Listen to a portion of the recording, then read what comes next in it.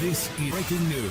It was driving me crazy. The 3 movies Brad Pitt hated making. The more successful any star becomes, the more leeway they have to choose projects based more on personal investment and attachment than any attempts to solidify their reputation or hit the biggest at the box office. Although the 3 films Brad Pitt didn't enjoy shooting were all hits at the end of the day. For the last 30 years, he's been a fixture of the Hollywood A-list and one of the most famous faces on the planet, all while making it clear he's a character actor cursed with the unfairly chiseled and agelessly handsome looks of a matinee idol. It's a tough line of work, but he's made the best of it. With 2 Academy Awards to his name, one for producing and the other for acting, Pitt is a well-established powerhouse on either side of the camera, but to get to that position, he found himself in more than a couple of situations where he was forced to suck it up and soldier on despite his disinterest in what he was doing. Lavish gothic fantasy Interview with the Vampire earned almost $225 million at the global box office, but as tends to be the case whenever 2 megastars are sharing the screen, a lot of the focus was placed on the simmering tension between Pitt and Tom Cruise. They've always had very different approaches to celebrity, but matters weren't helped by the fact the former wasn't enjoying himself in the slightest. "I hated doing this movie, hated it," he admitted at the time of its release. "Loved watching it, completely hated doing it." Pitt additionally referred to spending 6 months in the fucking dark as a contributing factor to his misery, but it's more than a touch ironic the next detestable production of his career came when he partnered up with another A-list mainstay. He tried to extricate himself from his contract on Harrison Ford's thriller, The Devil's Own, which he described as the most irresponsible bit of filmmaking that I've ever seen. Beset by issues behind the scenes, the end product was the complete victim of this drowning studio head, according to Pitt, who intimated that the only reason he didn't quit was so that they didn't end up getting sued. Wolfgang Petersen's Troy was the only blockbuster historical epic of the post-Gladiator boom that managed to out-earn Ridley Scott's Oscar winner at the box office, but Pitt wasn't best pleased with putting so much time and effort into his physique and performance to find himself reduced to little more than oiled-up eye candy. Admitting to the New York Times how he was disappointed with the film, and it was driving me crazy to power through against his better judgment, he realized that the way that movie was being told was not how I wanted it to be. He envisioned an old-school epic ripped right from the golden age, but it ended up becoming a commercial kind of thing. Pitt was so dissatisfied he made a point of altering his strategy so that he was only going to invest in quality stories, for lack of a better term. From that point on, high-paying roles in glossy studio pictures were no longer on the agenda, and he was all the better for it.